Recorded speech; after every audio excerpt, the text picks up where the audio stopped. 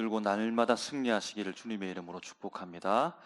이 시간에 앞뒤 좌우로 우리 인사하실 때 사랑합니다, 축복합니다 인사하겠습니다. 사랑합니다, 축복합니다. 하나님의 놀라우신 은혜가 우리 가운데 충만하게 될 줄로 믿습니다. 여러분, 사람은 생각하는 존재이지요. 그래서 생각한다, 다른 말로 하면 자꾸만 이해하려고 한다, 해석을 추구하는 존재다라고 이렇게 볼 수 있으며, 그렇게 이해하고 생각하고 해석했던 것을 내 삶 가운데 적용해서 실행으로 옮기는 삶까지 나가려고 하는 존재다라고 이렇게 볼 수 있겠습니다. 그렇습니다. 여러분, 때로는 생각을 멈출 때도 있죠. 그래서 멍하니 이렇게 바라볼 때가 있습니다. 물을 보면서 멍하니 있는 것을 뭐라고 하나요? 물멍한다고 합니다. 물멍. 불을 보고서 멍하니 있는 것을 불멍한다고 하고, 사랑하는 사람을 멍하니 보고 있는 것을, 여러분 각자 마음속에 생각하십시오. 제가 즉석에서 만든 말입니다. 여러분, 어쨌든 사람이 생각하고 이해하고 해석하려고 하는데 멍하니 있다고 해서 그것을 멈춘 것이 아니라 잠시 멈춘 뿐이지 새로운 세팅을 위한 준비입니다. 새롭게 생각하고 새롭게 이해하고 새롭게 해석하고, 그래서 내 삶 가운데 어떻게 적용해서 살아갈까라고 하는 잠시 멈춤이지, 우리의 생각하는 것, 행하는 것, 해석하는 것, 이해하려고 하는 이 모든 의지는 멈추지 않고 계속해서 작용하고 있다는 겁니다. 자동으로, 즉각적으로 자동화는 마치 기계와도 같다라고 볼 수 있겠습니다. 자신이 좋아하는 사람이 저 앞에서 오는 겁니다. 그래서 자신의 옷 매무새를 가다듬고 멋지게 예쁘게 걸어가면서 자신을 바라보는 겁니다. 옷도 멋지고 헤어스타일도 좋고 표정도 너무 좋아서 누구 어떤 사람에게 빠지지 않을 정도로 좋은 모습입니다. 그런데 당당하게 그렇게 설레는 마음으로 걸어가는데 그만 바닥에 살짝 튀어나온 보도블록에 걸려 넘어져서 꽈당 넘어지는 겁니다. 꽈당 넘어지는 찰나의 그 순간에 이 사람이 모든 것을 생각하는 겁니다. 내가 왜 넘어졌으며 그것을 이해하고 내가 어떻게 이 과정 속에서 해석하고 앞으로 어떻게 행동해야 될지를 순간, 단 몇 분, 몇 초, 아니 몇 분이 아니라 몇 초 안에, 순간 안에 그 모든 생각을 다 해낸다는 겁니다. 아, 내가 걸어가다가 지금 보도블록 살짝 올려놓은 이곳에 내가 걸려서 넘어졌지. 여기에서 내가 표정을 일그러뜨리고 불쌍한 모습을 보이면 안 되지. 아무렇지도 않은 것처럼 그렇게 그냥 자연스럽게 일어나서 행동해야지라고 하면서 누가 가르쳐 주지 않아도 그렇게 생각한다는 겁니다. 곰곰이 생각하지 않고 이해하려고 애쓰지도 않았는데, 해석하려고 애쓰지도 않았는데 순간 자동적으로 마치 즉각적으로 작동하는 기계처럼 내 속에서 그러한 생각과 이해와 해석과 행동의 결과들이 나타나게 되더라는 겁니다. 그럼 세상의 모든 사람들이 이런 모습으로 살아가고요, 모든 상황과 모든 경우 속에 이 생각과 이해와 해석들은 작용한다는 겁니다. 특별히 여러분, 믿음의 사람들에게 있어서 중요한 것이 무엇일까요? 하나님의 말씀을 들을 때, 하나님의 말씀을 읽을 때가 참으로 중요합니다. 사랑하는 성도 여러분, 하나님의 말씀을 여러분 잘 생각하고 있습니까? 하나님의 말씀을 여러분 잘 이해하고 있습니까? 하나님의 말씀을 생각하고 이해하고 잘 해석하고 있습니까? 그리고 그 말씀이 내 속에, 삶 속에 적용되어져서 여러분 실행에 잘 옮기고 있습니까? 하나님의 말씀을 살아가는 자로서 그렇게 여러분 생활하고 있습니까? 오늘 본문에 보면요, 말씀을 놓고서 생각과 이해와 해석, 그리고 그 실행이 충돌되고 있습니다. 여러분, 누가 맞을까요? 어떤 사람의 생각이, 어떤 사람의 이해와 어떤 사람의 해석이 맞을까요? 단연코 예수님께서 맞을 겁니다. 예수님께서 옳습니다. 여러분, 그런데 왜 예수님이 옳을까요? 왜 다른 사람은 틀렸을까요? 여러분, 오늘 본문의 말씀은요, 넓게는 9장 51절부터 19장 27절까지 사이에 있으며, 좁게는 13장 22절부터 17장 10절까지 요 사이에 있는데, 이 넓게 좁게 보는 부분을 유대 및 베레아 지역을 사역하는 예수님의 기사로 이렇게 일컫고 있습니다. 예수님께서 베레아 지역을 사역하는 그 가운데 오늘 본문의 말씀이 주어져 있다라는 겁니다. 갈릴리 호수로부터 사해 바다에 이르는 요단강을 따라서 요단강 동편 강 가까운 주변 지역을 베레아라고 하는데, 이 지역을 예수님께서 사역하실 때는 전과는 다르게 하나님의 놀라운 기적과 역사와 표적을 보이시기보다는 말씀을 많이 하십니다. 강해를 하십니다. 이야기를 하십니다. 비유의 말씀을 들려주는 사역을 하는 곳이 바로 베레아 사역이었습니다. 그러나 예수님께서는 중심을 잃지 않았습니다. 많은 사람들을 만나면서 많은 말씀을 하셨지만 예수님께서 지금 가시고자 하는 목적지가 어디인지 결코 잊지 않으셨습니다. 그곳은 바로 예루살렘이었고, 예루살렘을 향하여서 더디 차근차근 한 걸음씩 한 걸음씩 올라가고 계셨다라는 것입니다. 여러분, 우리의 목적지가 어디인지 아시죠? 세상 가운데 놓여져서 우리가 수많은 사람들과 함께 이야기하면서 많은 시간을 보낸다 할지라도 우리가 가야 될 목적지를 결코 잊어버리지 마시기를 주님의 이름으로 축복합니다. 오늘 우리가 가야 될 곳, 하나님을 바라보는 것, 천국을 소망하며 주님께로 가까이 나가는 목적지로 우리를 하나님께서 허락하셨다는 사실을 여러분 잊어서는 안 된다는 겁니다. 오늘 본문 바로 직전에는요, 여우 같은 헤롯이 예수님을 죽이려고 합니다. 살해 위협 가운데 있습니다. 누군가가 날 죽이려고 한다면 여러분 겁이 나지 않겠습니까? 그런데 예수님께서는 하나님의 말씀에 근거한 그 예고된 예언의 말씀을 붙잡았습니다. 선지자는 결코 예루살렘 밖에서 죽는 법이 없느니라 라고 말씀하시면서 담대하게 여우 같은 헤롯에 대해서 강하게 비판하고 예루살렘을 향하여서 사랑하는 사람처럼 예루살렘아 예루살렘아 예루살렘을 바라보면서 사랑하고 안타까워 하십니다. 그리고 오늘 본문 말씀이 이어지는데요, 안식일에 지도자급된 한 바리새인 집에 식사 초청을 받았습니다. 안식일에서 회당 의식을 마치고 그렇게 사람들을 초청해서 식사하는 것이 당시에 하나의 풍속이었다는 겁니다. 바로 그 자리에 예수님께서 식사 초대를 받았는데 이미 그 자리에 와 있는 사람들이 있습니다. 그리고 그 사람들이 오늘 성경 말씀에 보니까 들어오는 예수님을 엿보았다라고 합니다. 환영하고 축복해 주는 것이 아니라 예수님을 엿보고 있다는 겁니다. 왜일까요? 예수님의 잘못한 것이 무엇인지 책잡기 위해서 예수님을 엿보고입니다. 그러한 순간에 예수님 앞에 수종병든 사람이 있는 겁니다. 만남이 시작됩니다.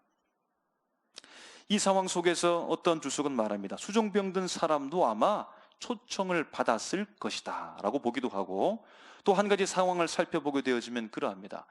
예수님께서 식사 초청을 받아서 왔는데 환영받지 못했다고 오늘 기록한 것과 오히려 엿보았다라고 하는 것을 보고, 마침 예수님 앞에 수종병든 사람이 있는 상황과 그때가 안식일이었다라고 하는 이것은 오늘 어느 누군가가 만들어 놓은 연출이었을 것이다 라고 보는 겁니다.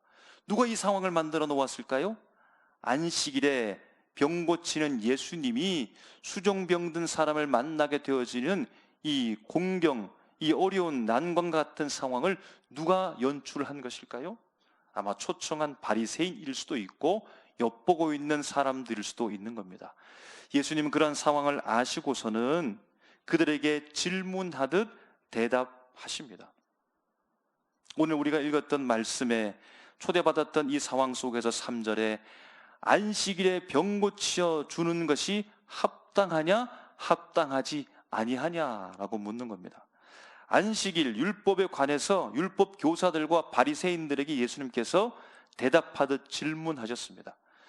여러분, 여기에 전문가가 바로 율법 교사가 아니겠습니까? 바리새인들이 아니겠습니까? 안식일 하면 그 규정하면 율법에 대해서는 누구보다도 잘 알고 있는 이 사람들이 예수님으로부터 질문을 받았으니 선뜻 대답할 수 있을 것입니다.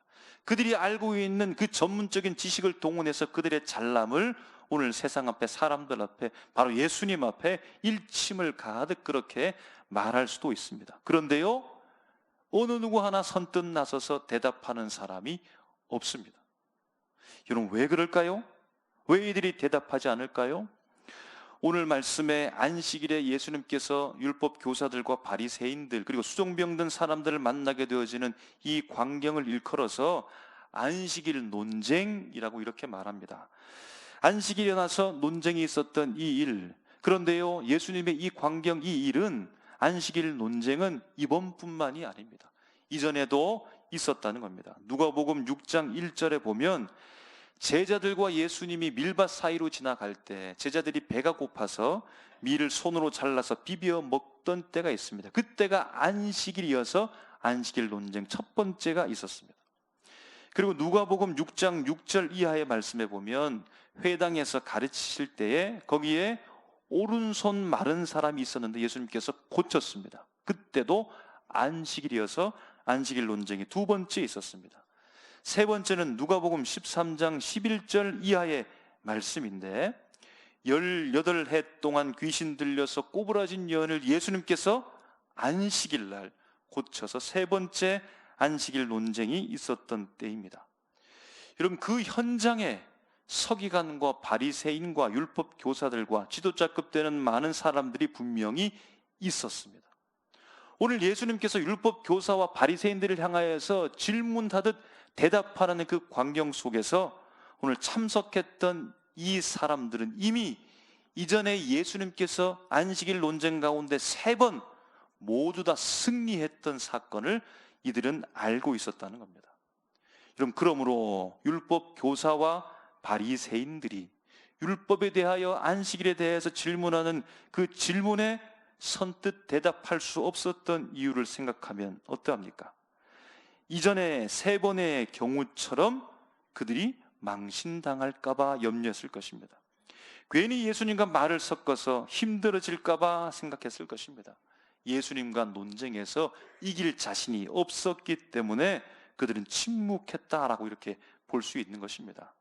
그들이 잠잠한 것 뒤로 한 채 예수님께서는 신체 여러 부에 물이 고여서 염증이 생기고 살이 썩어 들어가는 불치병 든 이 수종병자를 고치십니다. 할렐루야. 그를 만나서 그의 질병을 하나님 예수 그리스도께서 고쳐 주셨다라는 겁니다.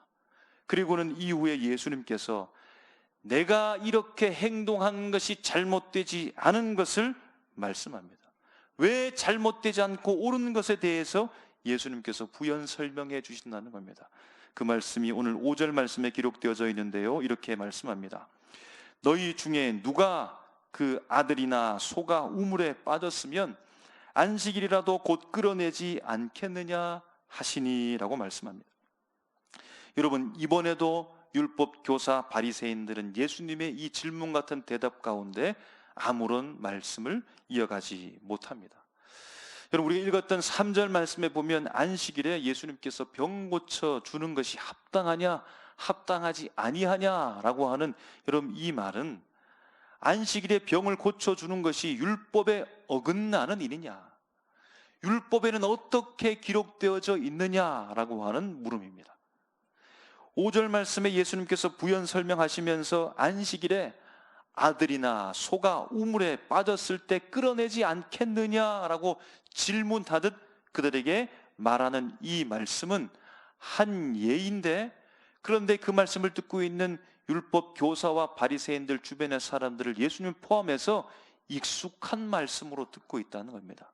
이 말은 안식일에 대한 별도 규정에 대한 말씀을 하고 있다라고 우리가 이해할 수 있겠습니다. 여러분, 안식한다는 것, 안식일에 대해서 많이 들어보셨죠?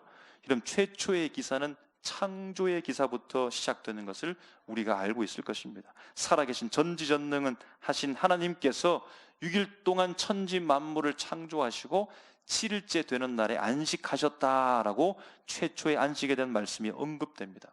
그리고 이것이 계명이 되고 율법이 되는 순간이 있는데 바로 출애굽 때에 시내산에 이르렀을 때 모세를 통하여서 두 돌판 가운데 안식일 계명을 그들에게 허락하셨다는 겁니다. 출애굽기 20장 8절 말씀에 이렇게 기록합니다. 안식일을 기억하여서 거룩히 지키라. 엿새 동안은 힘써 일하고 7째 날은 안식일로서 모든 사람들 가축까지 아무 일도 하지 말라라고 그렇게 말씀해 주는 겁니다. 출애굽기 35장 3절 말씀에는요, 너희 처소에서 불도 피우지 말라고 합니다. 민수기 28장 9절에서 10절 말씀에는 안식일에 제사를 지내라고, 하나님 앞에 예배하라고 그렇게 말씀해 주고 있다는 겁니다. 여러분, 그러므로 3절에서 말하는 이 안식일은 모세로부터 받은 원래의 율법을 말하는 안식일이고, 5절에서 말하는 이 안식일은 원래 율법으로부터 이 안식일을 시행하기 위한 해설집에서 말하는 안식일이다라는 것을 우리가 알 수 있겠다는 겁니다.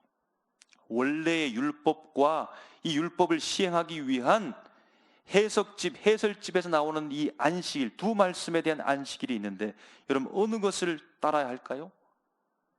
단연코 모세가 주었던 원래의 율법이 아니겠습니까? 여러분, 예수님께서는 당시에 마치 율법의 해석서와 같은 많은 내용들을, 버전들을 알고 계셨습니다. 보니까요, 문서에 보니까 에세네파는 안식일에 짐승을 구해주는 것을 허용하지 않았다고 합니다. 바리새인들은요, 안식일에 짐승을 구해주는 것을 허용했다고 합니다. 바리새인의 유전에 따르면 당장 위급한 병이 아닌 이상 만성 질환, 질병을 가지고 있는 사람은 안식일에 치료한다면 불법이었다는 겁니다. 예수님 당시에 시행되었던 율법 시행 규정이 바로 바리새인의 유전이었습니다. 탈무드에 보니까 안식일에 구덩이에 빠진 짐승을 끌어낼 수 있기도 하고, 또는 끌어내지는 못하고 꼴만 공급하게 되는 경우도 있다라는 겁니다. 쿰랑 공동체의 기록을 보니까 구덩이에 빠진 사람만 구해낼 수 있고 짐승은 구할 수 없다라고 이렇게 되어 있다는 겁니다. 여러분, 하나의 안식일을 가지고 많은 규정들이 생겨났다라고 하는 것을 봅니다.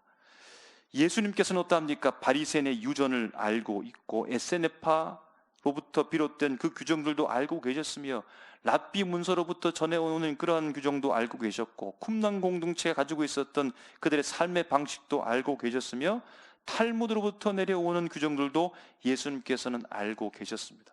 그런데 여러분, 사실 이 모든 것들은 다 폐기해 버려야 되는 것 아닐까요? 왜냐하면 안식일에 수정병자, 이 병자 한 사람에 대하여 아무것도 하지 못하는 규정인데, 여러분 필요가 있겠습니까? 폐기 처분하는 것이 맞지 않겠습니까? 라고 여러분 이렇게 해야 되지 않겠습니까? 그런데 예수님께서 말씀하는 모든 말씀을 찾아보아도 그들이 가지고 있었던 규정과 유전과 그 모든 삶의 방식에 대한 기록물에 대하여 다 태워버려라, 없이 하라고 말씀하지 않는다는 겁니다. 여러분, 왜일까요? 왜 그냥 내버려 두시는 것 같을까요? 왜냐하면 그들에게 주어진 상황이 있기 때문입니다. 모세의 율법에는 안식을 지키라, 아무것도 하지 말라, 불도 피우지 말라라고 하는데, 그런데 여러분 그 말씀을 실행에 옮기려고 하는데 자신에게 주어진 상황들이 너무나 많다라는 겁니다. 예상하지 못했던 변수들이 너무나 많다라는 겁니다. 만약에 모세여, 선생님이여, 안식일에 소가 물에 빠졌으면 어떻게 할까요? 안식일인데 우물에 우리 아들이 빠졌으면 어떻게 할까요? 안식일인데 누가 아프다면, 다쳤다면, 사고가 있다면 어떻게 할까요? 몹시 아픈데, 그래서 그를 따뜻하게 해줘야 되는데, 불을 피워야 되는데 어떻게 하면 좋을까요? 라고 하는 수많은 변수의 상황들이 그들을 둘러싸고 있었다는 겁니다. 그럼에도 불구하고 그 상황 속에서 율법을, 안식일을 그들의 삶 가운데 놓치지 않고 지키려고 했던 것에는 예수님께서는 존중하셨다는 겁니다. 그러나 무엇을 경계하고 있는 것입니까? 문자에 매몰되는 것, 단어 하나에 빠져버리는 것, 그 함정에 빠지는 것. 그래서 안식일을 주신 원래의 의도를 잃어버리고 그것을 완전히 다른 말씀으로 바꾸어 살아가는 그것에 대해서는 경계하시고 책망하시더라는 겁니다. 여러분, 오늘 말씀에서 중요한 부분입니다. 오늘 짧은 1절부터 6절까지의 말씀을 통해서 안식일이 가지고 있는 원래의 의도는 여러분 무엇일까요? 오늘 말씀 속에서 안식일이 가지고 있는 원래의 의도를 우리가 어떻게 발견할 수 있을까요? 어떤 의도를 가지고 있길래 예수님께서는 안식일임에도 불구하고 당시 주류였던 바리새인의 유전을 거스리고 안식일에 대한 그들의 이해와 해석, 생각, 실행 규정을 거스리고 수종병 든 사람을 고치신 이유가 무엇일까요? 여러분 4절 말씀에 보면 이렇게 기록합니다. 그들이 잠잠하거늘 예수께서 그 사람을 데려다가 고쳐 보내시고 라고 말합니다.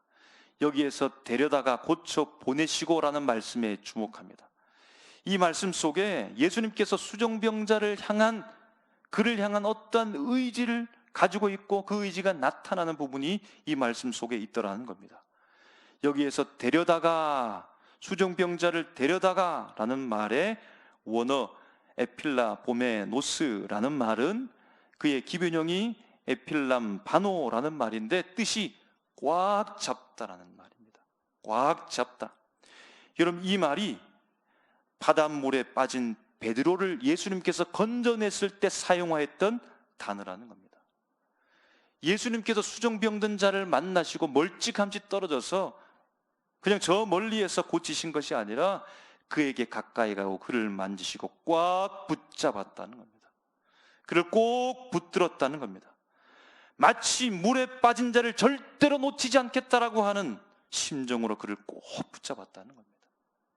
그리고 그를 고치시고 보내셨는데, 보내시고라는 말의 원어는 아필리센이라는 말이고 그의 기본형이 아폴리오인데요, 놓아주다, 해방하다라는 말입니다. 오랜 질병 가운데 고통 속에 있었던, 몸의 신체 부위에 물이 고이고 염증이 새이고 살이 썩어 들어갔던 그 질병으로부터 그를 놓아주었다는 겁니다. 고통 속에 시름하던 그를 해방시켜 주었다라는 말씀입니다. 데려다가 고쳐 보내시고, 여러분 이러한 예수님의 행동 속에 예수님의 어떤 의지가 나타나고 있는 것일까요? 바로 구원입니다. 바로 생명입니다. 살리고자 하는 의지가 그 속에 들어있다라는 겁니다. 오늘 짧은 안식일 논쟁 말씀 속에서 이 안식일의 의미를 찾는다라고 하는 여러분 무엇일까요? 안식일은 구원하기 위해, 살리기 위한 하나님의 의지가 있는 날이 안식일이라는 겁니다. 구원의 의지가 안식일로 제정되었다라는 겁니다. 안식일은 바로 하나님의 구원의 의지가 있는 날로서 오늘 우리에게 허락하셨다라는 사실입니다. 말씀을 준비하면서 영화의 한 장면이 기억났는데요, 경찰관 한 명이 큰 범죄 조직과 맞서서 싸우는 장면입니다. 경찰이 강목을 손에 잡았는데 이 강목이 손에서 빠지지 않도록 천으로 꽁꽁 맵니다. 단단히 묶습니다. 그리고 최선을 다해 싸우지만 혼자이기 때문에 결국에는 쓰러지고 죽음을 맞이하게 됩니다. 그런데 넘어져도 맞아도 피가 흐르는데도 손에 묶인 강목의 그 끈은 끊어지지 않았고, 넘어져 쓰러지는 순간에도 손을 다시 움켜잡아서 강목을 부여잡는 그 장면이 오늘 확대되는 것이 제 인상에 남아 있었습니다. 큰 범죄 조직에 대한 그런 맞서서 내가 뜻을 굽히지 않겠다는 의지의 표현이라는 것이죠. 여러분 하나님의 말씀들이 우리 삶 가운데 구체적으로 내가 어떻게 살아야 될지에 대한 바로 적용된 말씀이 있기도 하지만 원석과 같은 말씀들이 우리에게 수없이 오늘 펼쳐져 있다라고 하는 것입니다. 내 상황이 있고 하나님의 말씀이 오늘 함께 만남이 이루어진다는 과제들이 있다라는 겁니다. 그럼 신약 말씀에 보면 예수님의 공생애를 다루는 말씀이 있는데요, 예수님의 일생, 태어나시고 십자가 못 박히시고 부활하신 그 생애를 기록한 말씀들이 있습니다. 여러분 그런데 한 말씀만 필요하면 될 것 같은데 마태, 마가, 누가, 요한복음까지 네 복음, 사복음서가 있는 것을 우리에게 보여주고 있습니다.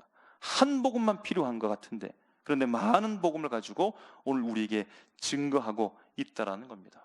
오늘 우리에게 말씀도 마찬가지입니다. 여러분 성경 말씀은 그냥 그대로 있는 것이 아니라 개역 한글 예전의 말씀이 개역 개정으로 바뀌었습니다. 앞으로 시대가 흐르면서 또 바뀔 수도 있습니다. 여러 번역 버전들이 있습니다. 새번역도 있고 표준 새번역도 있고 쉬운 성경, 어린이 성경, 영어 버전의 성경들도 많이 있습니다. 그런데 여러분 연구해 본 결과 사실 히브리 원서 원본은 없다라는 겁니다. 다 필사로 사본들이 있다라는 겁니다. 여러분 그러면 성령께서 마침내 원서 원본을 찾아내시고 다른 모든 주위에 있었던 필사본들은 다 없애야 되지 않을까요? 여러분, 그렇지 않습니다. 여전히 그냥 그대로 두시면서 오늘 우리 민족에게 필요한 하나님의 말씀에 기록된 성경들을 우리에게 허락하셨습니다. 그리고 그 말씀을 가지고 목사가 해석하고 이해하며 해설하며 오늘 성도들 앞에 선포된 말씀으로 증거할 것을 명령하셨고 허용하셨습니다. 심지어는 그 고귀한 하나님의 말씀을 여러분 쉽게 손에 큐티 책을 잡고서 넘기면서 한 번에 읽어가는 내게 주는 말씀으로 받아들이려고도 오늘 우리에게 허용해 주셨다는 겁니다. 여러분, 기록된 말씀, 선포된 말씀, 계시된 말씀을 듣고 읽으면서 여러분, 거기에서 무엇을 발견해야 될까요? 바로 오늘 말씀 속에서 우리에게 증거해 주고 있는 우리를 향한 하나님의 구원의 의지를 여러분 발견하시기 바랍니다. 주님이 오늘날 이 주일에 우리를 왜 부르셨을까요? 여러분, 주일은 안식일의 완성입니다. 안식일의 완성이 부활하신 예수 그리스도 말미암아 성취되어졌고 그날을 주일로서 우리가 지키고 있다는 겁니다. 여러분, 이날에 하나님께서 우리를 왜 부르셨을까요? 이 주일에, 이 예배의 현장에 우리를 왜 부르셨을까요? 바쁜 일상의 삶 속에서 왜 그 모든 것을 멈추고 왜 이곳에 하나님께서 우리를 부르셨을까요?